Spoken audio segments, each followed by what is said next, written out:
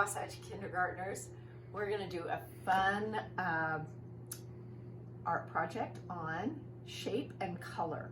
And because I don't get to Zoom with you this month, we're just going to do it online. So I hope you watch this and have a good time kind of sorting out some shapes and colors. So first thing we're going to do is talk about what shapes we're going to think about. We've got a lot of geometric shapes, like I'm sure you are studying in your school.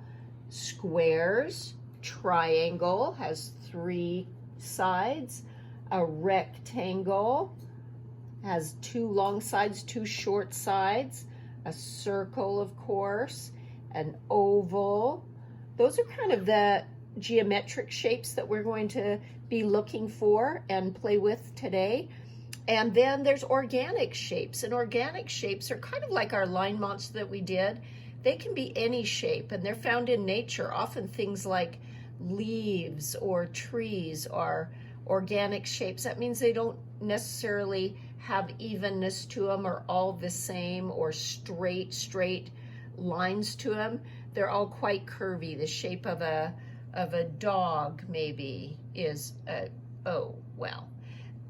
so any kind of shape you find in nature can be an organic shape.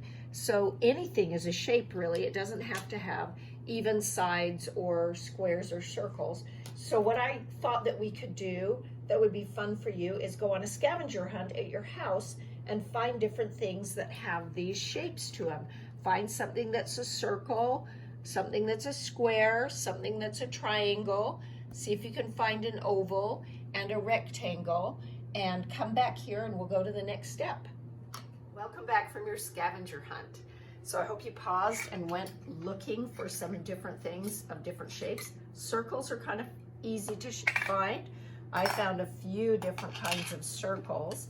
Lots of lids or even cups are circles. I found a butter is a good rectangle. It's a good rectangle shape. I found a pizza chip that was a triangle shape. Oh, books are good rectangles. I thought this was a square, but it's not. The only square I could find, it's a little tricky to find something with all 4 sides the same. And I found a lid that's a square. So, and this is an oval, even though it looks kind of round on the top. So ovals were the hardest thing for me to find. So hopefully you had a good scavenger hunt. And the next step is going to be to get a piece of paper and either a pencil or a crayon and do some fun tracing so that you get used to making circles or making triangles, and you can overlap them and make them go around each other and just kind of get an idea of what all these shapes will look like. We're going to try to build a flower out of all these shapes, but first we're just kind of get used to kind of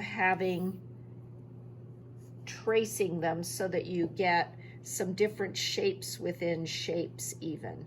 So when we make our flower, the thing about flowers that's kind of interesting is they're mostly organic shapes like this. They have really random outsides. Sometimes they have a bunch of petals that are similar, but they almost always start with some middle that is like a circle or maybe an oval. And sometimes they have little triangular bits, and then they build out from there. And you can add your different shapes and go all the way around. We're just going to keep building shapes bigger and bigger and bigger until we get a cool flower. And the last shape you'll probably do is an organic shape that's just kind of big and fairy-like around the outside of the flower.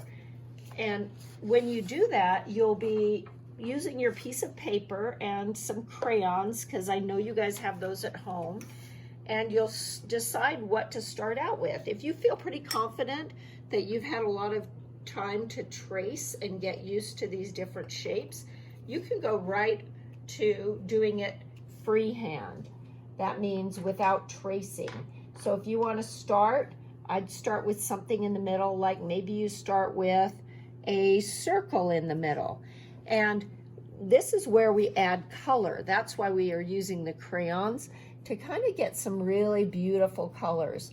So with crayons, I like to press really hard and go back and forth to make really good craftsmanship and really dark colors.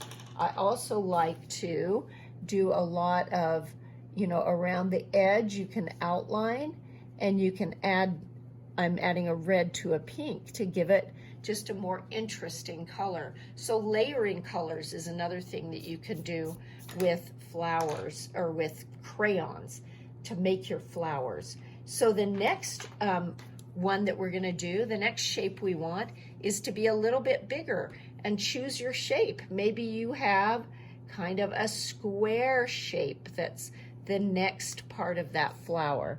And so you'll fill that in, you'll kind of go around the middle part so that you don't overlap. We don't want to step on each other's toes. And then you'll do your best work kind of filling that in. See how I am turning the paper to kind of get a better angle instead of trying to move my hand around?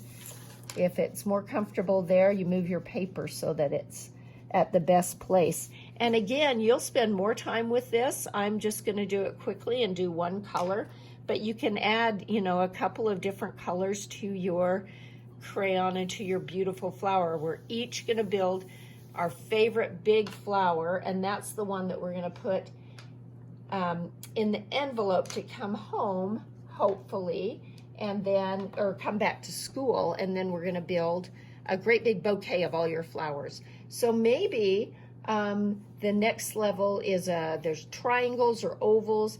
Maybe I do kind of an oval shape on the next one, and I'd fill that all the way in. And then maybe the next one I do is more of an organic shape on the very outside. And I'm trying to fill this whole paper up so I have a great big flower. And you can do a lot of different details too. When you filled these in with color, you can go back in and maybe you'll do a pattern of different dots in there, or maybe that's kind of hard to see. I'll outline it. Maybe you'll do some outlines. Maybe you'll do some little seeds in the middle of it.